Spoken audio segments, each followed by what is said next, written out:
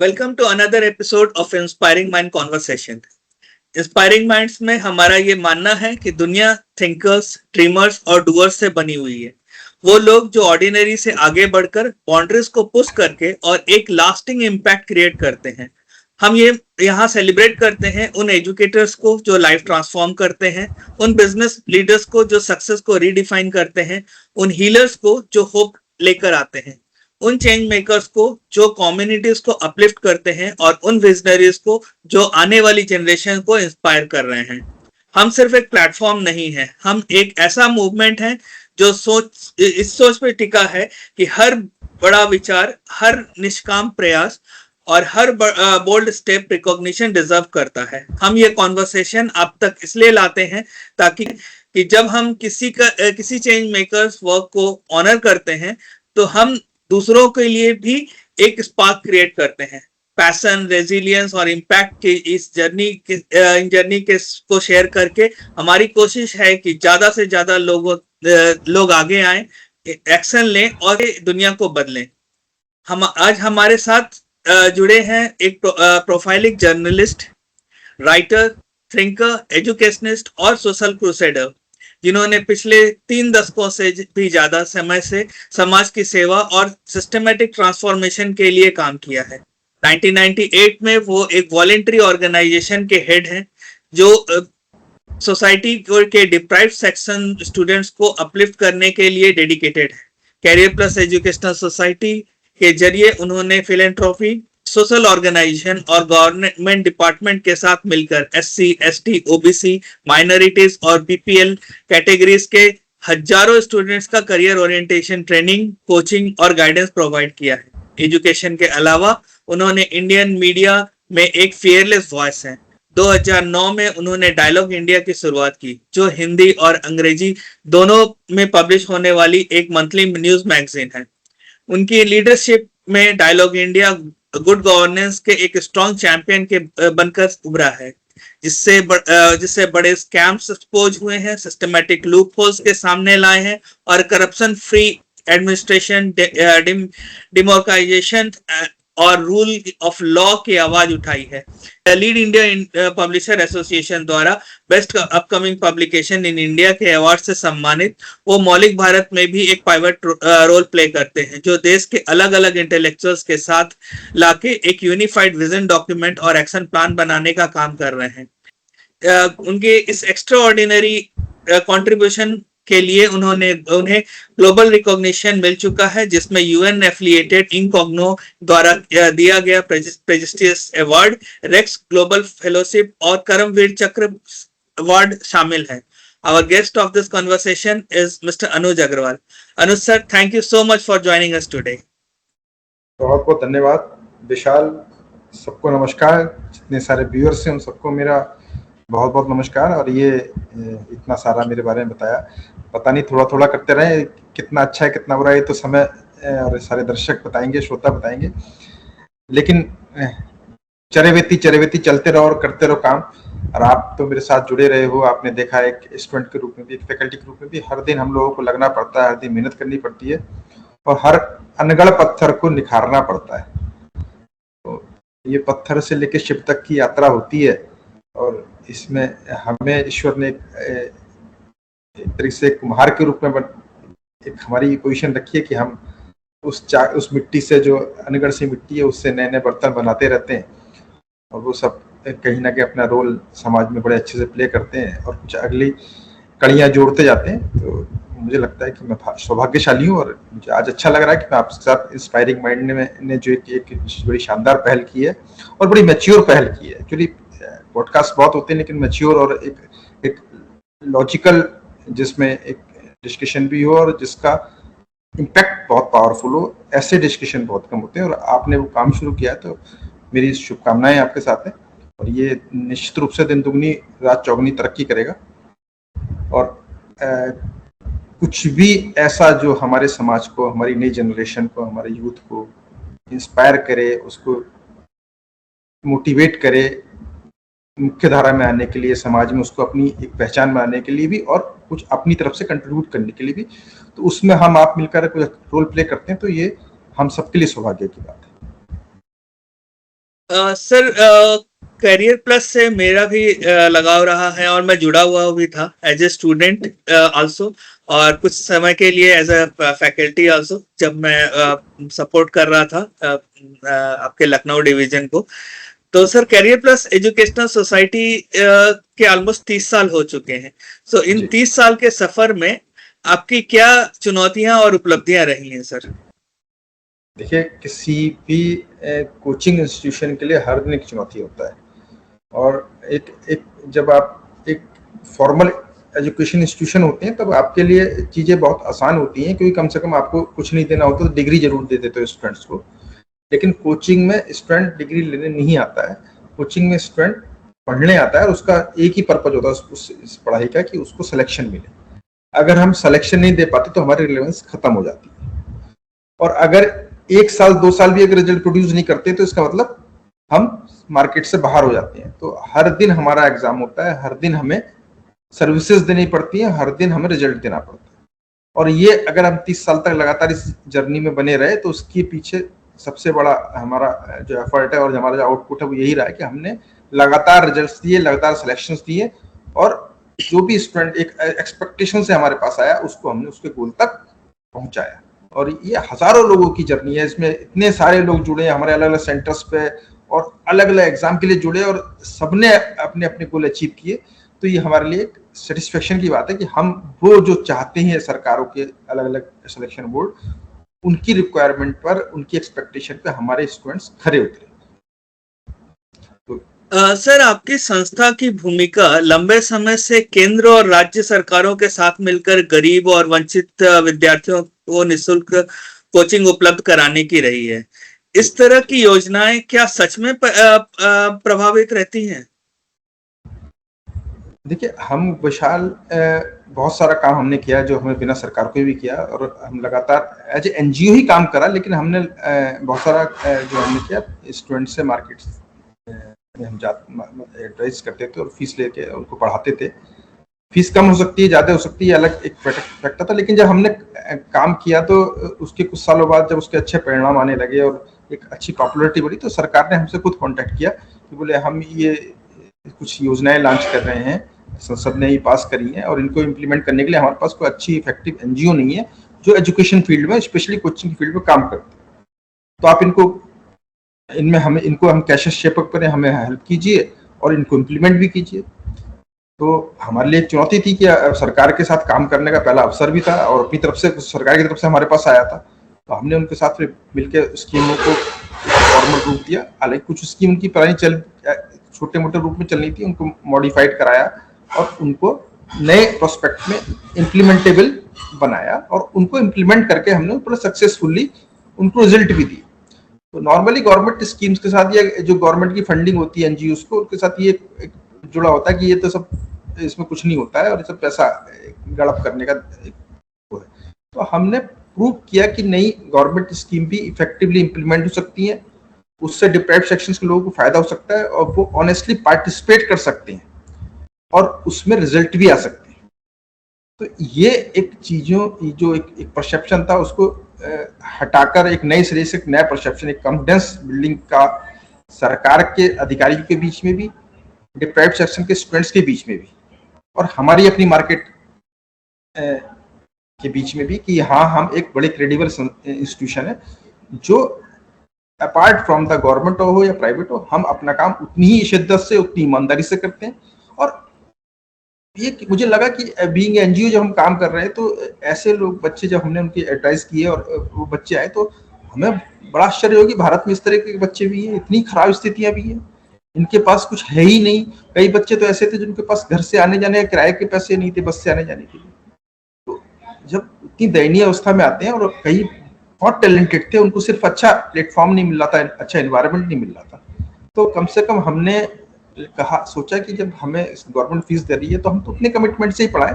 तो हमने उनको आउट ऑफ द वे जाके एक्स्ट्रा सर्विसेज दी, एक्स्ट्रा उनको रिविजन्स भी कराए, जो हम हेल्प उनको अपने लेवल पे दे सकते थे, कर सकते थे, सरकार की एक्सपेक्टेशन से भी अधिक आगे बढ़कर वो हमने दी। क्योंकि हमारा एक ही मोटिव था, जो मैंने बताया कि कोचिंग तो तभी चलती है जब वो रिजल्ट देती। तो गवर्नमेंट की एक्सपेक्टेशन 10-12-15% रिजल्ट की होती है। हमने कई सारी स्कीमों में 25%, 30%, 40%, 50% तक रिजल्ट भी दिया। और ये अगर आप अच्छे से पढ़ाओगे बच्चे को और बच्चा सिंसियर होता है तो वो 1 साल या 2 साल या 3 साल में कहीं ना कहीं सिलेक्ट हो जाता है। अब जो नहीं है सिंसियर उसको तो कर नहीं सकते, लेकिन इसमें गवर्नमेंट की स्कीम में एक एडवांटेज ये होती है कि थोड़ा सा उनको कम परसेंटेज पे सिलेक्शन मिल जाता है, और दूसरा हम उनके मेरिट बेस्ड सिलेक्शन करते हैं, थोड़े से बेटर स्टूडेंट्स मिल जाते हैं। तो वो ओवरऑल सारी सर्कमस्टेंसेस और फिर हम अच्छा एनवायरनमेंट देते हैं, और हमारे साथ जो रेगुलर बच्चे पढ़ रहे थे, जो फीस पे करके आते हैं, उनके साथ बैठकर बच्चों को कॉन्फिडेंस भी बढ़ता था। तो हमने लगातार उसमें सिलेक्शन दिए और हमने प्रूव किया गवर्नमेंट को कि आपके स्कीमों को हम इफेक्टिवली प्रैक्टिकली इंप्लीमेंट कर सकते हैं, और एक अच्छा एग्जाम्पल सेट किया है। और कंसिस्टेंटली 2006-7-8 से हम लोग उनके साथ काम कर रहे हैं, और 2026 आ गया लगभग। अब इस साल पहली बार ऐसा हो रहा है कि हम गवर्नमेंट ने स्कीमें लगभग कम कर दी है, बंद कर दी है, तो हम उनके साथ काम नहीं कर रहे हैं, लगातार हमने काम किया है पिछले 17-18 साल। सर, जब एनजीओ और इन चीजों के बारे में बात होती है, सरकार के बारे में बात होती है, तो सरकार और सरकारी अधिकारियों से आपकी रेगुलरली बात होती रहती है। सो इनके साथ काम करने का अनुभव कैसा रहा? Trust, transparency, sustainability support system बनाए रखने में में क्या क्या दिक्कतें आती हैं सर? देखिए, गवर्नमेंट के साथ काम करना बहुत मुश्किल होता है। सबसे चैलेंजेबल होता है। हम जब शुरू में हमें ऑफर किया, इंटरव्यू करेंगे, लेकिन इनके साथ इतनी टेक्निकल फॉर्मेलिटीज हैं, इतने ज़्यादा उनके प्लस कह सकते हैं प्रोकॉन्स हैं कि उसको फुलफिल करते करते हालत खराब हो जाती है किसी की। वो उनको डाटा ज़्यादा चाहिए होता है, उन्हें प्रैक्टिकली स्कीम के इम्प्लीमेंटेशन से उतना मतलब नहीं होता। तो आप अच्छा कर रहे हो, ये आपकी विल है, उनको उससे फर्क नहीं पड़ता, उन्हें तो अपने कागजों को पूरा करना होता कई बार। दूसरी बड़ी समस्या जो आती है कि उसमें उनकी टाइमिंग बड़ी अनसर्टेन होती है, एक कैलेंडर पर काम नहीं करते। सरकार ने आज स्कीम आई, उसके अप्रूवल में कई बार 6 महीने लग जाते हैं, उसमें पता चला एग्जाम ही निकल गया। तो तीसरी चीज है कि वो टाइमली पेमेंट की बहुत दिक्कत होती है, और वो पेमेंट भी उनका जो होता है, वो जो हम मार्केट रेट पे कोचिंग फी लेते हैं उससे बहुत कम होता है। तो एक तरीके से ये एक सोशल कंट्रीब्यूशन करता है कोई भी कोचिंग, अगर उसको इफेक्टिवली इम्प्लीमेंट करता है, क्योंकि जितनी कम फीस में वो हमसे कराना चाहते हैं और करते ही हैं, हमने लगातार किया है, तो वो आसान नहीं होता। और हमने अपने आप को एकोमोडेट किया उनकी स्कीम के अकॉर्डिंग, क्योंकि हम एज एनजीओ काम कर रहे थे, हमारे कोई मार्केट के प्रॉफिट के बहुत मोटिव नहीं थे, और हमने उसी तरीके से अपनी पूरे कैरियर पर उसको चलाया पिछले 30 सालों में। और इसीलिए हमें ये गर्व है कि हमने हजारों बच्चों को एजुकेट किया, हजारों बच्चों को ट्रेंड किया, हजारों बच्चों को सिलेक्शन दिलाया, और थ्रू अपने कैरियर में हमने कभी भी अपने ऊपर एक दाग नहीं रखने दिया। कहीं भी कोई सरकार क्या कोई डिपार्टमेंट नहीं कह सकते कि हमने गड़बड़ी करी। हर चीज को बहुत अच्छे से बड़ी ट्रांसपेरेंटली किया, और गवर्नमेंट के मिनिस्ट्रीज ने जब पार्लियामेंट में अपनी रिपोर्ट्स दी, उसमें हमारे बारे में पॉजिटिव दिया कि कैरियर प्लस के साथ ने हमारे साथ ही काम किया और हमें ये रिजल्ट दिए।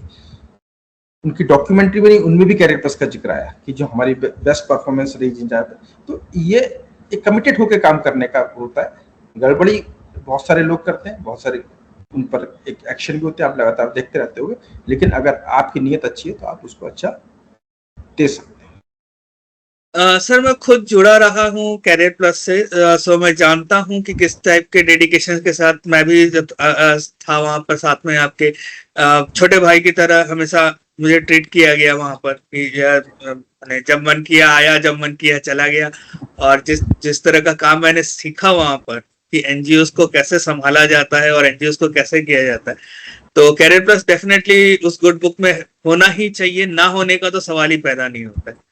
सर, फिर भी बहुत जर्नी तो आपके साथ मैं नहीं गुजार पाया। कुछ एक जर्नी, कुछ एक साल आपके साथ गुजरे, शायद 1 साल या 1.5 साल आपके साथ था मैं। तो लेकिन सर, कैरियर प्लस ने 30 साल लंबा जर्नी गुजारा है सर। तो आज जब 30 साल पूरे हो गए हैं इस सफर के, तो आप कैसा महसूस करते हैं जहां से आपने स्टार्ट किया और आज आप जहां पहुंचे सर? देखिए, हम तो झरना है, बहते रहते हैं, और झरने का काम बहते रहना है।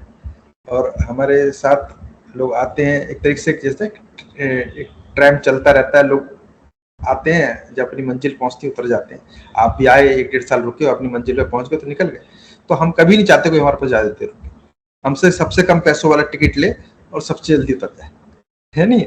तो और वही हमारी सफलता है, हमें हमारा वही सेटिस्फेक्शन है। हमारे पास अक्सर हर दिन ही कोई ना कोई स्टूडेंट आ जाता है मिठाई का डिब्बा लेके, और हमारे घर में हमारे पत्नी और बच्चे परेशान रहते हैं, हमारे स्टाफ परेशान, सर कितनी मिठाई खाएं। तो ये मिठाई के डिब्बे ये बताते हैं कि हमारे बच्चे लगातार सेलेक्ट हो रहे हैं, और यही हमारा सबसे बड़ा संतुष्टि कि हमने हजारों बच्चों का भविष्य बनाया। बच्चा भविष्य भी शायद हमने नहीं बनाया, उन्होंने अपना बनाया, लेकिन कम से कम हमने एज ए कैटलिस्ट भूमिका अदा करी उनको सफल करने में, सफल बनाने में। क्योंकि कई बार भटके होते हैं, कंफ्यूज होते हैं, उनको एक राइट गाइडेंस नहीं पता होती, उनका टाइम कम होता है, उस टाइम फ्रेमवर्क में उनकी तैयारी करानी होती है, उनकी बेसिक्स भी कई बार गड़बड़ होती है, कई बार फंडामेंटल्स पर उनको प्रॉब्लम होती है, कई बार उनको एग्जाम की अप्रोच वाली समस्या आ जाती है, कई बार राइटिंग स्किल की समस्या आती है, कई बार कम्युनिकेशन स्किल की समस्या आ जाती है। तो हर एस्पेक्ट पे काम करना पड़ता है, हर स्टूडेंट अपने आप में केस स्टडी होता है, तो उस पर उसकी एक्सपेक्टेशन के अकॉर्डिंग एग्जाम में उसकी जो गैप है, उसकी अपने लेवल में, एग्जामिनेशन के लेवल में जो गैप है उसको फिल करने में वो हमें कंसिस्टेंटली काम करना पड़ता है। तो हम करते हैं और हमें अच्छा लगता है, और वो रिवार्ड के रूप में हमें जब उसको सिलेक्शन होता है, मिलता रहता है, तो मेरे ख्याल से हमसे ज्यादा सुखी, हमसे ज्यादा संपन्न कौन हो सकता है। सर, जब कोचिंग की बात होती है तो कोचिंग उद्योग बड़े परिवर्तन और आलोचना बोध के साथ अभी इस दौर से गुजर रही है। सो इस पे आपका क्या कहना है सर? देखिए 2020 में जब कोविड के बाद पूरा ड्रास्टिकली चेंज हो गया है कोचिंग का पूरा फील्ड, और ऑनलाइन एजुकेशन आ गई। आपने देखा लोग 1.5 साल घर में बैठे रहे, तो फिर ऑनलाइन पे आ गया। और कहते हैं कई बार कि आईटी कंपनी ने जानबूझ के कोविड फैलाया जिससे उनकी आईटी का और इन सारी चीज़ों का प्रचार प्रसार हो सके, तो उससे डाइल्यूट हो गया कोचिंग। उसमें बहुत सारे कारपोरेट सेक्टर आ गए, जो डेडिकेटली काम करने वाले लोग थे वो कहीं ना कहीं कम हो गए, और सो कॉल्ड प्रोफेशनल्स और कारपोरेट सेक्टर आ गया। और ऑनलाइन होने से ना जो आपका एक तरह से कहते हैं इंटेलेक्चुअल प्रॉपर्टी का राइट्स होता है वो बिखर गया, उसकी कोई कीमत नहीं रही। पहले मेरे यहाँ स्टूडेंट्स के लिए पढ़ने आता था कि फला फैकल्टी पढ़ाती है और वो स्पेसिफिक स्टडी मटेरियल मुझे मिलता है, मैं इसलिए उस कोचिंग में जाऊंगा। अब ऑनलाइन में वो जनरलाइज हो गया, तो वो अब किसी ने मेरे पास ऑनलाइन एडमिशन लिया और उसके बाद वो एक बच्चा पढ़ रहा है 10 बच्चे पढ़ रहे हैं, मैं कह नहीं सकता, पता नहीं है ना। और वो उसकी रिकॉर्डिंग भी कर सकता है, डायरेक्टली किसी भी रूप में कर सकता है, तो वो फिर बाकी लोगों को, अपने फ्रेंड सर्कल को फ्री में दे सकता है। तो उसकी वजह से कोचिंग इंडस्ट्री में बहुत भूचाल आ गया। दूसरा, लगातार पिछले 5-6 सालों में देश भर में अलग अलग जगह पर कोचिंगों में आग लगने की घटनाएं हुई, पानी भरने की घटनाएं हुई, जिसमें कई बच्चों की डेथ हुई। और उसके बाद ये लगने लगा कि सरकारों ने हर तरफ बड़े तेज एक्शन लिए, सख्त कदम लिए। फिर कोटा में स्पेशली सुसाइड केस बहुत हुए, बच्चे, माँ बाप ने अपनी कह सकते हैं एक्सपेक्टेशंस से और अपनी महत्वाकांक्षाओं के लिए बच्चों को जबरदस्ती 10वीं के बाद भेज दिया कोटा में या ऐसे शहरों में जहाँ उनको कोचिंग मिल सकती थी, स्कूल की एजुकेशन फॉर टेक्निकली दिलाने के बाद, और सिर्फ कोचिंग में डिवोट कर दिया। तो उनमें बच्चों में डिप्रेशन आ गया और सुसाइड कर, तो पूरे देश में एक बड़ा निगेटिव सा माहौल बन गया। तो उसकी वजह से लगातार जांचें हो रही हैं, इंक्वायरी हो रही हैं, कमेटियां बन रही हैं, और कुल मिला के ये इंडस्ट्री बिखर रही है। और सबसे बड़ा जो इसमें इसके आखिरी कील ठोकने का काम कर रहा है वो एआई कर रहा है। अब चैट जीपीटी या कोई भी आप पोर्टल पे चले जाइए एआई से रिलेटेड, और उसमें आप किसी भी टॉपिक पर उसको कह दीजिए मुझे वीडियो बना के दे दो, तो वो दे देता है। तो जब उस टॉपिक पर उसको वीडियो वहां बनाया बड़ी अच्छे फॉर्म में मिल जाता है, लेटेस्ट अपडेट के साथ मिल जाता है, तो किसी कोचिंग किसी टीचर के पास क्यों जाएगा। और बाकी यूट्यूब पर, टेलीग्राम चैनल्स पे तक कंटेंट अवेलेबल हो गया। तो ये पूरा एक बिखरने का खेल कोचिंग इंडस्ट्री का शुरू हो गया। और ये अगला जो स्टेप आ रहा है, ये फॉर्मल एजुकेशन के लिए भी आ रहा है। क्या फॉर्मल एजुकेशन में भी सारी चीजें जब आपको ऑनलाइन मिल जाएंगी, और ऐसे प्लेटफॉर्म पे चैट जीपीटी से आप कंटेंट इकट्ठे कर सकते हो, बुक लिख सकते हो आधे घंटे में किसी टॉपिक पर, तो आपके लिए कॉलेज और स्कूल जाने की या हायर एजुकेशन के लिए कहीं जाने की जरूरत नहीं है। तो मुझे लगता है आने वाला फ्यूचर ऑनलाइन डिग्री कोर्सेज का रह जाएगा, और कोई अपने 3-4 साल, 5 साल, 6 साल किसी यूनिवर्सिटी या कॉलेज में खराब नहीं करेगा। तो एजुकेशन एक कंप्लीट ट्रांसफॉर्मेशन की फेज में आ रही है, और अगले 3 सालों में सब कुछ बदल जाएगा। सर मुझे लग रहा था एचआर में ही या एआई और बाकी चीजों में ही एआई इम्पैक्ट कर रहा है, लेकिन एजुकेशन में जिस तरह से ट्रांसफॉर्म कर रहा है या जितने चैलेंजेस आ रहे हैं, मैंने उसको एक्चुअली कभी इमेजिन नहीं किया था। बहुत ड्रास्टिकली चेंज आ रहे हैं। अब एक किसी ग्रुप की 10 यूनिवर्सिटियां हैं, तो एक जगह अच्छा लेक्चरर है, कोई प्रोफेसर है, उसने अच्छा लेक्चर दिया, उसने 10 जगह लाइव टेलीकास्ट कर दिया, तो उसको 10 प्रोफेसर नहीं चाहिए ना, उसको एक प्रोफेसर चाहिए। तो आपकी डिमांड भी कम हो रही है ना, कम एम्प्लॉइज में आप ज्यादा जगह आपकी रीच हो जाती है। तो जितनी तेजी से एआई और आईटी का नेटवर्क, ऑटोमेशन का नेटवर्क फैल रहा है, उससे चीजें मल्टीपल में जा रही है। फिर गवर्नमेंट ने अभी 200 चैनल अनाउंस कर दिए हैं, लॉन्च कर दिए हैं, क्लास 1 से लेकर क्लास 12 तक 18 लैंग्वेजेस में। तो स्कूल एजुकेशन में आपको जरूरत ही नहीं, सब कुछ टीवी पे मिल जाएगा, सब कुछ ऑनलाइन मिल जा रहा है। हाँ, वो भी फ्री में मिल रहा है, फ्री में। फिर गवर्नमेंट की इसकी जो बहुत सारी अपनी उन्होंने सेंटर्स खोल दिए कोचिंगों के, वहाँ टीचर्स आके पढ़ा रहे हैं, आईएएस पीसीएस अफसर पढ़ा रहे हैं। तो अब वो भी वहाँ फ्री में एजुकेशन हुई, तो कोचिंग में क्यों एडमिशन लेगा। तो ओवरऑल फिर 2020 की जो एजुकेशन पॉलिसी है उसमें भी साफ साफ लिखा है कोचिंग कल्चर देश में खत्म करनी है, यानी हमें हायर एजुकेशन में अपनी क्वालिटी ऑफ टीचिंग को बढ़ाना है। गवर्नमेंट का ये एक पक्ष। अब वो बढ़ी ना बढ़ी हो, लेकिन कोचिंग इंडस्ट्री जरूर सिमट रही है। ये अब फेज आ गया। सर मैं उसी क्वेश्चन पे मेरे दिमाग में आया था कि हम लोग हायर एजुकेशन की बात करते हैं, मैं खुद एचआर में हूँ और ओवर 50 मैंने ऑलमोस्ट 18 ईयर्स से मैं कैंपस रिक्रूटमेंट कर रहा हूँ, ठीक है। और मैं देख रहा हूँ कि कैंपस रिक्रूटमेंट के टाइम में जो क्वालिटी ऑफ एजुकेशन है, ठीक है, वो ड्रास्टिकली गिर रही है। और ये किसी भी एचआर से पूछिएगा तो वो बोलेंगे। और हम लोग आज सर हम लोग जो बात कर रहे हैं, हम लोग यूट्यूब लाइव पे बात कर रहे हैं, या हम लोग ये सारी चीजें यूट्यूब पे आएंगी, ठीक है, तो मुझे उस चीज का गम नहीं है कि लोग मेरे को कैसे लेते हैं, लेकिन जो हो रहा है सर वो हो रहा है। तो विशाल, इसमें एक बहुत बड़ा रीजन ये भी है कि ना, आपने बहुत सारे एम्स खोल दिए, बहुत सारे आईआईटी खोल दिए, बहुत सारे एनआईटीज खोल दिए, लेकिन उसके प्रोपोर्शन में उतनी फैकल्टीज आपके पास कहाँ है। तो क्वालिटी ओरिएंटेड फैकल्टीज ही नहीं होंगी, तो सिर्फ इंफ्रास्ट्रक्चर बनाने से या लाइब्रेरी बनाने से तो चीजें नहीं बनती ना।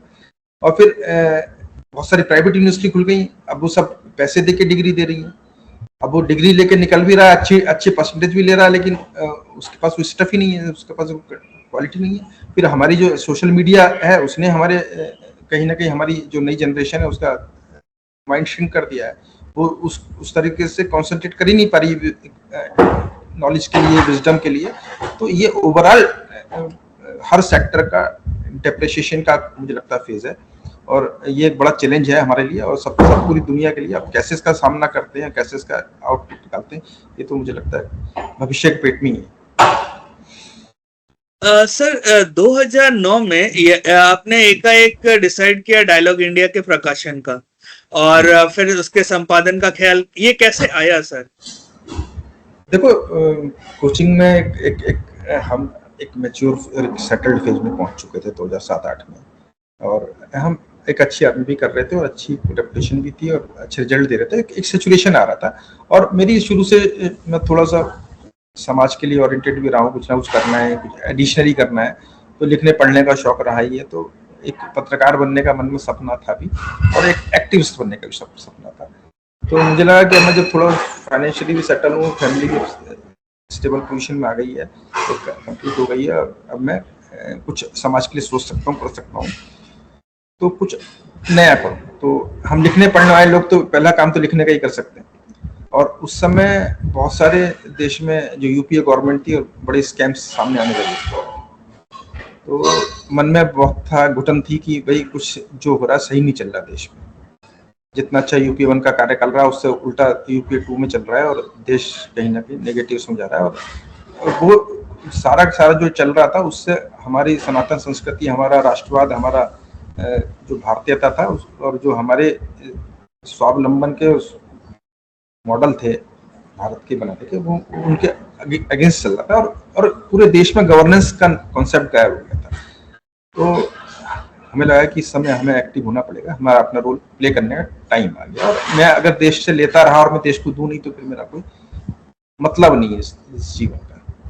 तो इसलिए पहले फेज में मैंने कहा, पहले हम जो इश्यूज हैं कम से कम उन पर हम काम करें कि क्या एग्जैक्टली हमें करना क्या है। जब तक हमारे पास वो नहीं होगा, उस पर एक क्लियर पिक्चर नहीं होगी, वो पिक्चर तभी बनेगी जब उस पर एक पॉलिटिकल मैगजीन के थ्रू लिखने पढ़ने का काम करेंगे, ओपिनियन आएंगे, व्यूज आएंगे, उससे हम कुछ उसमें बेटर कर सकते हैं। और जहां कहाँ सिस्टम में खामियां हैं उनको भी उजागर कर सकते हैं और उन पर अल्टरनेटिव पॉलिसी भी जनरेट कर सकते हैं। तो इसलिए वो सारा एक काम, चिंतन मंथन लेखन का काम डायलॉग इंडिया के माध्यम से शुरू हुआ, पूरे देश में एक नेटवर्क बनाया।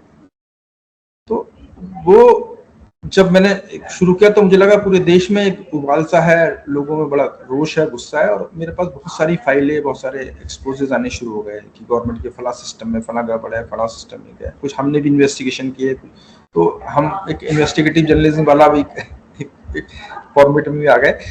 और हमने फिर जब कहा कि अकेले हम एक्सपोज करें उसका कोई मतलब नहीं है, हम कुछ अल्टरनेटिव पॉलिसी भी दें, उस पर काम भी करें। अच्छा, जब काम करने लगे हमने धीरे धीरे 150-200 स्कैम एक्सपोज कर दिए। तो पूरे देश से अच्छे लोग जो देश में बड़े बदलाव चाहते थे, उन लोगों के बीच एक नेटवर्किंग मिल गई। तो हमने उनसे फिर व्यूज और अप्रोचेज मांगनी शुरू कर दी। तो हमने कहा कि वो डायलॉग इंडिया के लिए प्लेटफॉर्म नहीं है, हमें ग्राउंड पे भी काम करना पड़ेगा। तो फिर हमने उसके साथ में डायलॉग इंडिया के साथ में एक मौलिक भारत करके 2013 में एक मूवमेंट शुरू किया, जो अन्ना मूवमेंट के लगभग पैरेलल शुरू किया गया था। तो उसका पर्पज यही था कि अन्ना मूवमेंट एक फिक्शियस मुझे मूवमेंट लगा, क्योंकि उसमें कहीं ना कहीं अमेरिका से फंडिंग आने का, सपोर्ट आने का हमें लग रहा था। तो हम और लोग उसमें भटक रहे थे, और हमें लग रहा था कि ये वो दिशा ठीक नहीं है उसकी, उसमें गलत लोग जुड़ रहे हैं। तो ऐसे लोग भटके ना और उनको एक राष्ट्रवादी मंच मिले, इसलिए मौलिक भारत बनाया गया। तो डायलॉग इंडिया उनका माउथ पीस बन गई और एक्शन पर, जमीनी एक्शन पर मौलिक भारत अपना काम करने लगा। तो एक बड़ी अच्छी ट्यूनिंग के साथ और पूरे देश भर में हमने नेटवर्क बनाया, उसको एक प्लेटफॉर्म पर लाकर उनसे, उनके साथ, उनके बीच में डायलॉग करके हमने अल्टरनेटिव पॉलिसीज बनाई सारी, एक पूरा विजन डॉक्यूमेंट बनाया, और उसके बेस पर हमने पूरे देश में एक लोगों को आवाज उठाई, लोगों तक बात पहुंचाई, अलग अलग प्रदेशों में अपनी यूनिट गठित करी। और उसके हमने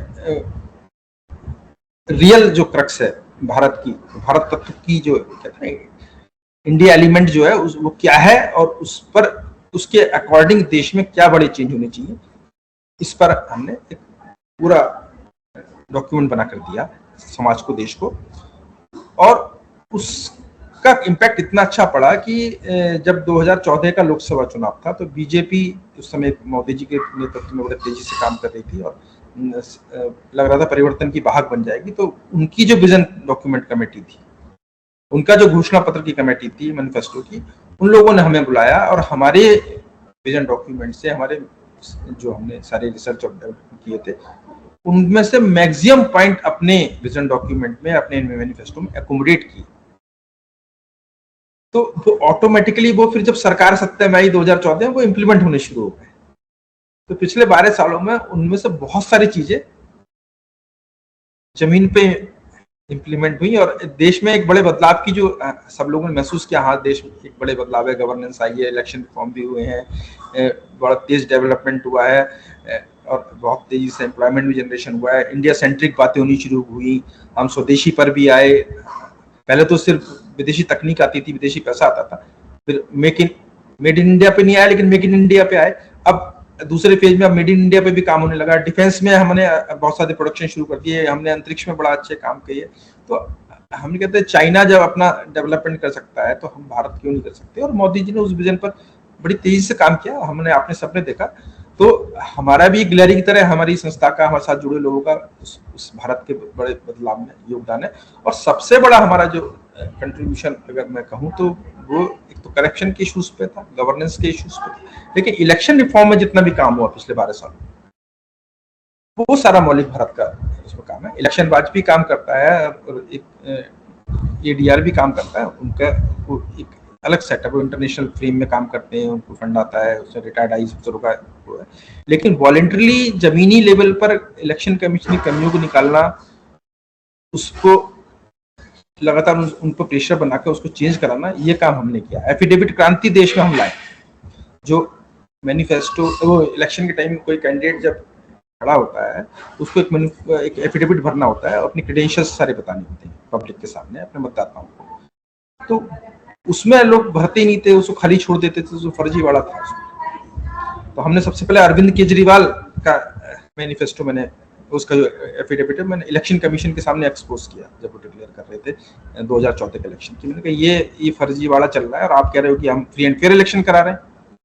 तो वो पूरे देश में लहर बन गई, क्योंकि पूरे देश में लाइव चल रहा था। तो उसके बाद से सैकड़ों एफिडेविट चेंज हुए। इवन मोदी जी को भी अपने एफिडेविट को चेंज करना पड़ा, अपनी वाइफ का नाम पहली बार डालना पड़ा। तो आप मतदाता से छुपा नहीं सकते आपके एसेट्स क्या हैं, आप कहाँ से कमाया, कितना कमाया, आपकी पत्नी के पास कितना है, बच्चों के पास कितना, आप नहीं बताओगे तो हम कैसे जज करेंगे कि आप सही कैंडिडेट हो कि नहीं कैंडिडेट। तो उनकी फिर हाँ सर कुछ बोल रहे थे सर आप? नहीं, मेरे पास बहुत सारा है, लेकिन आप प्रश्नों पे आ जाए। सर मैं खुद आपके साथ रहा हूँ डायलॉग इंडिया में, आपके साथ काम करने का मौका मिला। सर मैं खुद कई सारे चीजों में रहा जब हम लोग डिफरेंट स्कैम्स एक्सपोज कर रहे थे और चीजों को हम लोग सामने ला रहे थे। सर ये मेन स्ट्रीम मीडिया जो है सर, ये काम क्यों नहीं कर पा रही है एग्जैक्टली, ये मुझे सर आज तक समझ में नहीं आया। देखिए, मेन स्ट्रीम मीडिया अपने लेवल पर रोल प्ले करता है, हमें किसी को भी डिनाई नहीं कर सकते, खारिज नहीं कर सकते। और मैं भी आप भी सपोर्ट का सबसे पहले मेन स्ट्रीम मीडिया के अखबार पढ़ते हैं या उनके दिन भर चैनल से, और हमें आपको अभी भी बहुत सारी चीजें उन्हीं के थ्रू मिलती है, तो हम उनको डिनाई नहीं कर सकते। लेकिन वो उस प्रायोरिटी पर नहीं कर सकते काम जिस प्रायोरिटी पर हम लोग कर सकते हैं। वो इसलिए कि उनके जो ओनर्स होते हैं वो किसी ना किसी पॉलिटिकल पार्टी से जुड़े होते हैं अक्सर, या किसी कारपोरेट ग्रुप से जुड़े होते हैं। तो अगर उनके बिजनेस इंटरेस्ट उस समय जुड़े होते हैं तो, और उस रूलिंग पार्टी के साथ, तो वो जानबूझ के उनके मुद्दों को दबाते हैं। लेकिन कई बार अखबारों ने बड़ी क्रांतियां की हैं, चैनलों में बहुत सारे एक्सपोजेस आए हैं, ऐसा इस चीज से इनकार नहीं किया सकता। और बहुत जगह बहुत सारे इस्तीफे भी हुए हैं, बहुत सारी जांच भी बैठी है, बहुत सारे एक्सपोज होने के बाद एक्शंस भी हुए हैं। तो लेकिन एक इंडिविजुअल छोटा पत्रकार होता है या छोटी प्रेस वाला होता है, उसके ऊपर वो प्रेशर नहीं होते, और वो आराम से चीजों को छाप सकता है, आराम से उन पर डिस्कशन कर सकता है, और दबाव में भी नहीं आता, वो मोटिवेटेड होता है। कहीं ना कहीं हम लोगों में एक आइडियलिज्म है, हमें एक मोटिवेशन है कि हमें देश के लिए करना है। और कारपोरेट सेक्टर की जो ग्रूमिंग होती है वो प्रॉफिट ओरिएंटेड होती है, और वो ओनर के साथ, उसकी लॉयल्टी के साथ जुड़ी होती है, उसमें देश के साथ लॉयल्टी शायद उतनी नहीं होती है, तो वो लैक ऑफ कमिटमेंट हो जाती है कहीं ना कहीं से। तो ये एक बहुत बड़ा अंतर होता है। तो पत्रकारिता में मेरे तो ये कहना है कि कम से कम मीडिया हाउसेस को किसी कारपोरेट ग्रुप का नहीं होना चाहिए, या वो तो उसको उसकी स्वतंत्रता सुनिश्चित होनी चाहिए। तो ये बड़ा चैलेंजिंग है, और पूरी दुनिया में ऐसा होना बड़ा मुश्किल है, लेकिन फिर भी लगातार चीजें हो रही हैं, आ रही सामने। अभी आपके सामने विकिलीक्स वाले खुलासे आए, वो मीडिया ने किए। फिर अभी आपने एप्स्टीन फाइल का देखा, वो खुल के सामने आई। तो वो सोशल मीडिया से भी आई होंगी, लेकिन उसको बड़े लेवल पर अगर दुनिया में पहुंचाया तो वो मेन स्ट्रीम मीडिया नहीं पहुंचाया। तो वो अपने मोटिव्स देखकर उसको यूज करता है, ये उसकी कमी कह लो या उसकी मजबूरी कह लो। और सोशल मीडिया होने से हम उसको बेलाग कर सकते हैं, या अगर छोटा मीडिया हाउस है उसको कर सकते हैं। ये दौड़ चलती रहेगी। हमें कहीं ना कहीं से जनता को सत्य का पता लगना चाहिए, लगते रहना चाहिए, चाहे वो सोशल मीडिया से आए, या चाहे छोटे पत्रकार से आए, चाहे बड़े पत्रकार से आए, चाहे बड़े मीडिया हाउस से आए, छोटे मीडिया हाउस से आए। लेकिन सर हम लोग मौलिक भारत के बारे में बात कर रहे थे, जैसे आप बता रहे थे मौलिक भारत का स्ट्रक्चर या मौलिक भारत क्या कर रहा है। तो हम लोग सर वहां पर आपने बताया विजन डॉक्यूमेंट्स के बारे में। सर कौन कौन से लोग जुड़े हैं इस और क्या प्रभाव पड़ता है सर इसकी कालीन राजनीति और व्यवसाय पर? देखिए, जुड़े तो लगभग सारे आरटीआई एक्टिविस्ट भारत के हमारे साथ जुड़े रहे हैं। जितने उन्होंने करप्शन के खिलाफ काम किया, सारे हमारे से जुड़े। इलेक्शन रिफॉर्म पे जो काम करते हैं सब हमारे साथ जुड़े हैं। सैकड़ों ऐसे जो अपने नाम भी सामने डालना नहीं चाहते। हमने अगर पिछले अभी भी मोदी गवर्नमेंट आने के बाद जितने बड़े बड़े करप्शन के केसेस खुले हैं, उसको कहीं ना कहीं पीछे से हमारे साथ के जुड़े लोगों का ही हाथ है।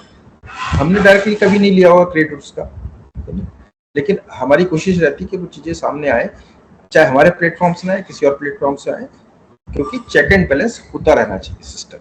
क्योंकि जो भी रूलिंग गवर्नमेंट आती है वहां पर उसके साथ बहुत सारे प्रेशर होते हैं, बहुत सारे कॉम्प्रोमाइजेस होने लगते हैं। तो ये उसको सुई चुभते रहने का काम हम जैसे सोशल ऑर्गेनाइजेशन के एक्टिविस्टों का रहता है। तो वो राष्ट्र हित में करते हैं। हम तो उनको सिद्ध करते हैं आपके साथ हमारा बिल्कुल वैचारिक समर्थन है, लेकिन आपके करप्शन या आपके गलत काम में हम आपके साथ नहीं खड़े हो सकते।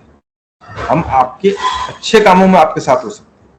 तो इस भावना से हम उनकी भी कमियों को उजागर करते हैं। अभी धर्मेंद्र प्रधान का इस्तीफा हुआ, धर्मेंद्र प्रधान की हमने बहुत सारी कमियां उजागर की, बहुत सारे इनके कहाँ एसेट्स हैं, कहाँ हमने सोशल मीडिया पे डाल।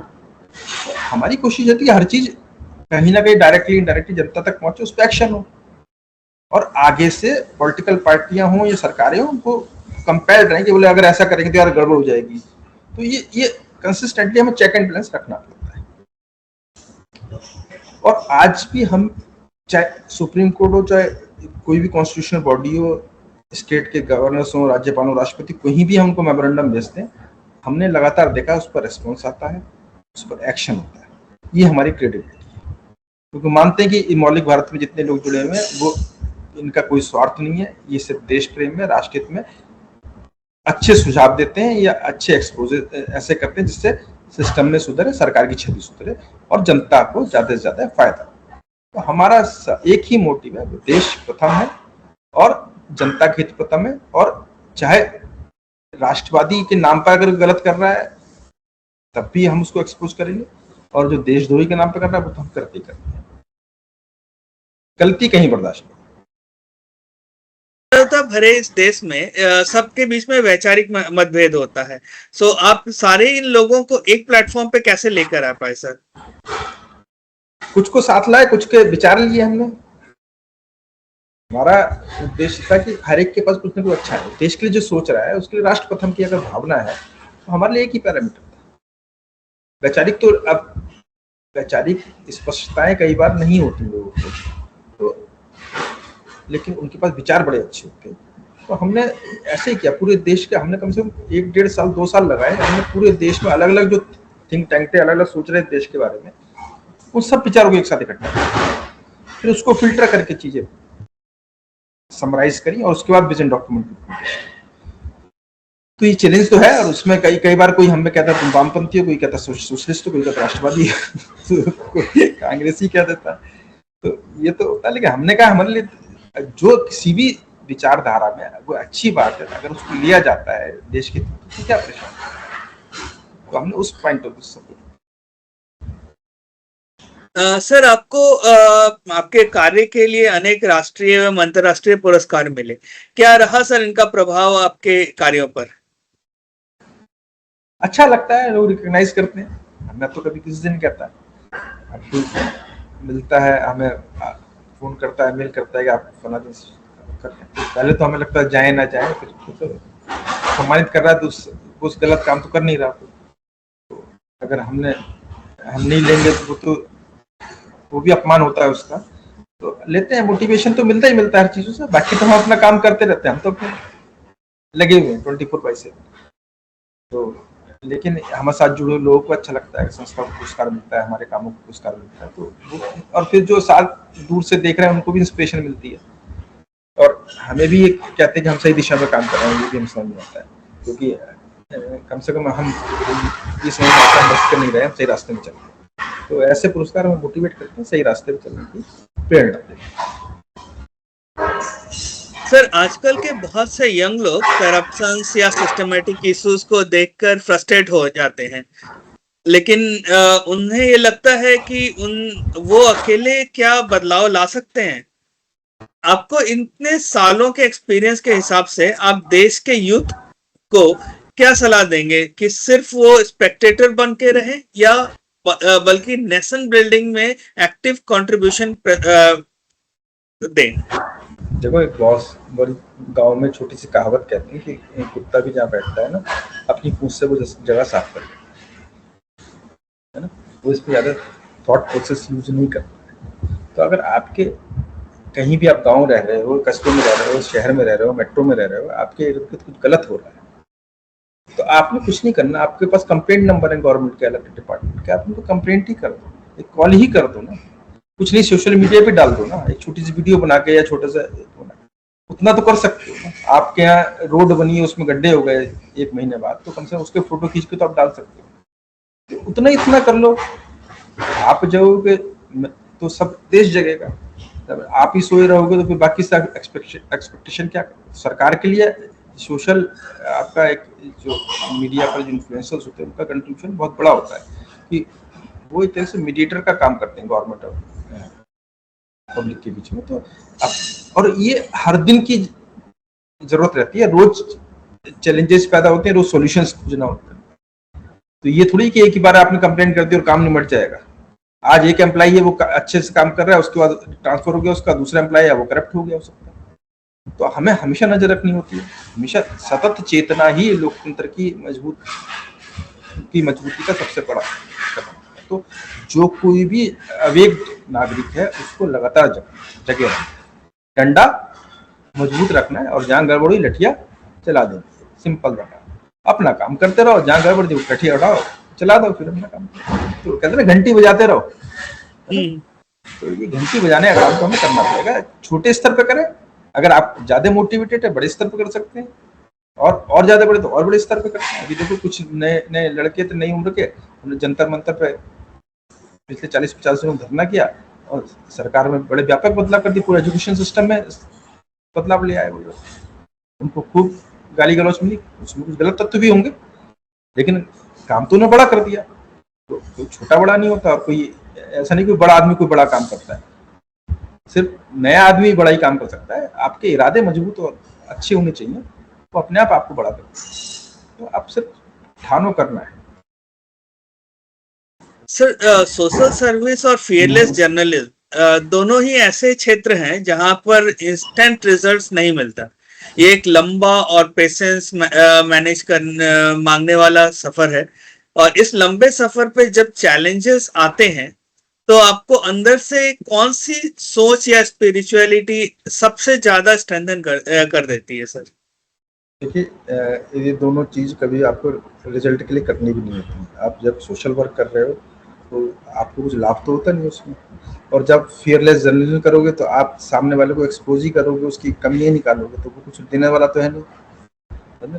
तो इसमें रिटर्न कुछ नहीं मिलना है आपको। रिटर्न ये मिलना है कि गवर्नेंस एस्टेब्लिश होगी, समझे ना, या जो डेस्परेट वंचित हैं, गरीब हैं, उनको उनका हक मिल जाएगा, या उनको आपको सपोर्ट कर सकते हो। तो वो उस सेटिस्फेक्शन के रूप में जो सामने वाला खुश होता है, उसको उसका जीवन आगे बढ़ जाता है, या उसकी सिस्टम से लड़ाई जीतने में उसको सफलता मिलती है, तो वही सेटिस्फेक्शन होते हैं, वो इंस्पिरेशनल फोर्स होते हैं, समझे ना।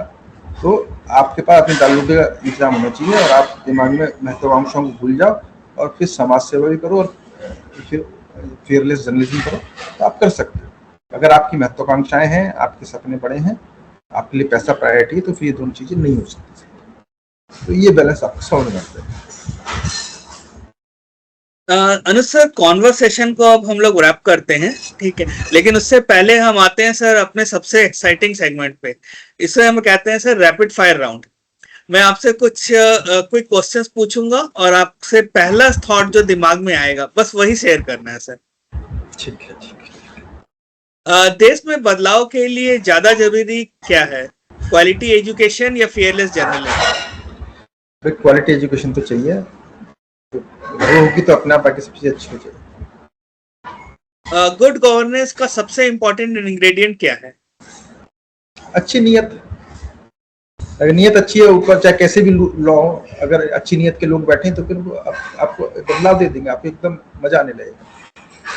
रूल बुक से कुछ नहीं होता है। आप अगर अच्छी नीयत से बैठा हुआ है तो उससे करप्शन नहीं करना है, उसको चीजों को ढंग से इम्प्लीमेंट करना, तो वो कर दे।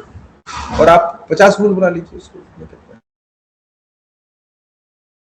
सर, आज के इंडियन यूथ के पोटेंशियल को एक वर्ड में डिस्क्राइब करना हो तो? वो कस्तूरी वाला एक आपने एक मृग होता है, उसके पेट में कस्तूरी होती है, और वो उसकी खुशबू के चक्कर में पूरी जंगल घूमता रहता है, परेशान रहता है। तो हमारा यूथ बहुत पोटेंशियल वाला है, लेकिन उसको अपनी प्रतिभा का पता नहीं। वो हनुमान है, जैसे हनुमान जी को उसकी योग्यता का एहसास दिलाना पड़ा और तब उन्हें समुद्र में छलांग लगाई, श्रीलंका पहुंचे। ऐसे ही हमारा यूथ है, वो उस पर इतना ज्यादा पोटेंशियल, इतनी ज्यादा वो कहते हैं ना कि ऊर्जा और शक्ति है और विजडम है, लेकिन उसको पता नहीं, और वो इधर उधर भटकता रहता है। कभी नशे का शिकार हो जाता है, कभी विदेशी शिक्षा का शिकार हो जाता है, कभी किसी के साथ फ्रेंडशिप का या अफेयर का शिकार हो जाता है। लेकिन वो अपनी अगर अंदर की क्षमताओं को पहचान कर अपनी प्रतिभा को निखार ले, तो बाकी सारी चीजें उसके पीछे पीछे आ जाए। सर, वॉलंटरी सोशल सर्विस को लेके लोगों का सबसे बड़ा मिसकॉन्सेप्शन क्या है? आजकल तो ये हो गया कि भाई सोशल मीडिया से ही हो जाती है, मैं सोशल मीडिया पे शेयर कर देता हूँ इस चीज को, बस अरे बात बताओ उसके बाद भी कुछ नहीं हुआ, ये क्या बात होगी, मैं तो फेसबुक पे डाला था, मैंने तो इंस्टा पे डाला था। तो वो अब उस मैक्सिमम लोग भूल चुके हैं सोशल सर्विस क्या है, उनके लिए कॉस्मेटिक हो गई, फोटो खिंचाना हो गई है, ये बहुत बड़ी प्रॉब्लम है। और ग्राउंड पर काम करना पड़ता है, साथ में लगना पड़ता है, अपने को घिसना पड़ता है, तब आप किसी के चेहरे पर मुस्कान ला पाते हैं। वो मुझे लगता है कि लोगों को फिर से अपने आप को जड़ों से जोड़ना पड़ेगा। सर आपकी लाइफ फिलॉसफी को शेयर करने वाली कोई एक बुक या विचार? मैं तो एक लाइन कहता हूँ, आप लोग मुझसे पूछते हैं क्या कर रहे हो, मैं मस्त हैं और व्यस्त हैं। तो बोला प्रोफेशन क्या, आपका प्रोफेशन क्या है? मेरा एक ही प्रोफेशन है। बोला क्या है? मेरा मस्ती। मैं मस्त रहता हूँ, मस्ती बांटता रहता हूँ, खुश रहता हूँ, खुशियाँ बांटता रहता हूँ। इसके बाद क्या चाहिए किसी को? आपकी रिक्वायरमेंट क्या है? आपकी रिक्वायरमेंट आप मस्त रहो और खुश रहो। हर आदमी टेंशन से परेशान है, हर आदमी इसलिए परेशान है कि मुस्कान नहीं आती उसकी। हम कहते हैं मस्त रहते हैं, खुश रहते हैं तो वो जो जीना सीखे, जिसकी मस्ती जिंदा है उसकी हस्ती जिंदा है। तो अपने आप को मस्त रखो, खुश रखो और व्यस्त रखो। सर ज्यादा मुश्किल क्या है, सिस्टमेटिक फ्लॉ को एक्सपोज करना या लॉन्ग टर्म सॉल्यूशन क्रिएट करना? चैलेंज तो दोनों में है, लेकिन मुश्किल लॉन्ग टर्म अगर आप किसी चीज को करते हो, वो कहना और उंगली उठाना बहुत आसान होता है, लेकिन जमीन पर काम करना सच में बड़ा मुश्किल होता है, और परिणाम तक ले जाना बहुत चैलेंजिंग होता है, ये समझना पड़ेगा सबको। सर करियर स्टार्ट करने वाले स्टूडेंट्स को आपकी सबसे बड़ी एडवाइस? जब जागो तब सवेरा। अब डिग्रियों के चक्कर में मत पड़ो, काम शुरू कर दो, और काम के अकॉर्डिंग जो स्किल्स रिक्वायर्ड हो, जो नॉलेज रिक्वायर्ड हो, उससे रिलेटेड डिप्लोमा डिग्री ऑनलाइन लेते रहो, या फिजिकली जाना तो शॉर्ट टर्म कुछ जाते रहो। लेकिन पहली चीज़ है कि स्टार्ट योर होम। नौकरी के चक्कर मत पड़ो और डिग्री के चक्कर। चीज़ें बदल चुकी हैं, ये नया फेज़ है, एआई का फेज़ है, यहाँ नौकरियाँ घटने जा रही हैं। वर्ल्ड बैंक के जो चेयरमैन हैं बंगा साहब, उनका एक स्टेटमेंट मैं आपको कोट कर रहा हूँ। उन्होंने कहा कि अगले 5 से 6 सालों में दुनिया में 120 करोड़ जॉब चले जाएंगे, और सिर्फ उनके बदले में 40 करोड़ नए जॉब जनरेट होंगे, यानी 80 करोड़ लोगों की नौकरियां अगले कुछ सालों में चली जाएंगी। एक व्यक्ति कम से कम 4 लोगों के तो पेट भरता ही है, तो 320 करोड़ लोग सड़क पे आ जाएंगे। तो ये पूरी दुनिया के लिए एक बड़ा चैलेंज है। इसलिए आज से अभी से जगो और अपने काम शुरू करो। आप अर्निंग के साथ नॉलेज लेते रहो, विजडम लेते रहो, स्किल लेते रहो, हो जाएंगे। 16 साल का बच्चा मैंने विकसित देशों में देखा, चाहे यूरोप गया, अमेरिका गया या ऑस्ट्रेलिया गया, हर जगह अपनी लाइफ सेल्फ डिपेंड करना शुरू कर देता है। तो भारत में क्यों नहीं कर सकता? Be self depend as early as possible. Don't bother about higher education, higher so called degrees. अभी आपके प्रधानमंत्री के जो इकोनॉमिक एडवाइजर हैं, उन्होंने भी यही कोट किया है कि स्किल्स पर जाओ, अब हायर डिग्री के चक्कर मत पड़ो। बोले ज़्यादा अच्छा प्लम्बर या मिस्त्री या बड़ा ही कमा सकता है, और हो सकता है जितने डिग्री उस देशों में लेके बैठे हुए हिंदुस्तान में, उनमें 3-4-5% को जॉब मिलता है, और जो स्किल लेके बैठे हैं उनको 100% मिलता है। तो चीज़ें पूरी बदल चुकी हैं, आप गलत फहमी में मत रहो, इल्यूजन को खत्म करो। सर जैसे हम लोग इंस्पायरिंग माइंड्स के बारे में बोलते हैं कि we are built for the thinkers, dreamers या डूअर्स, ठीक है, आप अपने लाइफ के मिशन को इनमें से किस वर्ड से रिलेट करते हैं, थिंकर या ड्रीमर या डूअर? नहीं, थिंकर तो देखिए, हम बिना थिंक किए तो आप कर ही नहीं सकते। दोनों ही चीज़ें। मैं जीवन को एक कर्मयोगी की तरह जीता हूँ, अच्छा चिंतन भी रखता हूँ और उसको जमीन पे इम्प्लीमेंट भी करता हूँ। भगवान कृष्ण ने गीता में कहा कि कर्मण्येवाधिकारस्ते मा फलेषु कदाचन। हमें सोचना है, करना है, और फल की इच्छा नहीं करनी, लगे रहना है मस्ती। अनुसर आपके विचार और आपके सफर से हम सबको बहुत ही इंस्पिरेशंस मिल रहा है, ठीक है, खास करके मैंने बहुत इंस्पिरेशंस लिया है, बहुत आपसे साथ जुड़े रहने के कारण अब तो मुझे ज्यादा मौका मिला आपसे सीखने का। सर इस एपिसोड को एंड करने के पहले हमारा एक सिग्नेचर क्वेश्चन रहता है, आपके मुताबिक इंस्पायरिंग माइंड्स क्या है? देखिए, मैंने तो शुरू में ही आपके बारे में कहा कि मुझे पिछले वीडियो भी सुने तो इंस्पायरिंग माइंड मुझे लगता है कि बड़े मोटिवेटेड और एक रेस्पॉन्सिबल एजुकेटेड जो हम भारतीय लोगों का एक मुझे लगता है ग्रुप है जो नई जनरेशन के लिए अपनी अकाउंटेबिलिटी अपनी रेस्पॉन्सिबिलिटी बहुत शिद्दत से पूरी कर रहा है। वो चाहता है कि एक वाइब्रेंट और डेवलप्ड इंडिया हो जिसमें हर युवा मुस्कुराए और अपना एक कंस्ट्रक्टिव और पॉजिटिव रोल इस देश के निर्माण में प्ले करे। तो that is inspiring.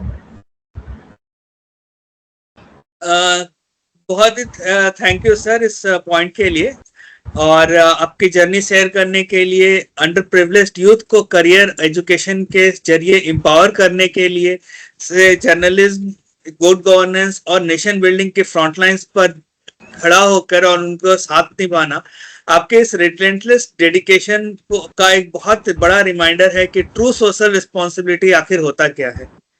To all our audience, thank you so much for tuning in to this episode of Inspiring Minds Conversation. हम उम्मीद करते हैं कि अनुज सर की इस सोशल सर्विस, फेयरलेस इंटेग्रिटी और ग्रास रूट इम्पैक्ट के सफर को पे साथ आसपास के लोगों को अपलिफ्ट करने की और अपनी कम्युनिटी में एक पॉजिटिव डिफरेंस लाने के लिए इंस्पायर करेगा। Do not forget to like, subscribe और इस कॉन्वर्सेशन को उन लोगों के साथ शेयर करने के लिए जो एजुकेशन, गुड गवर्नेंस और पॉजिटिव चेंज की पावर में बिलीव करते हैं। Until next time, keep dreaming, keep doing and keep inspiring. Take care and we will see you in the next episode.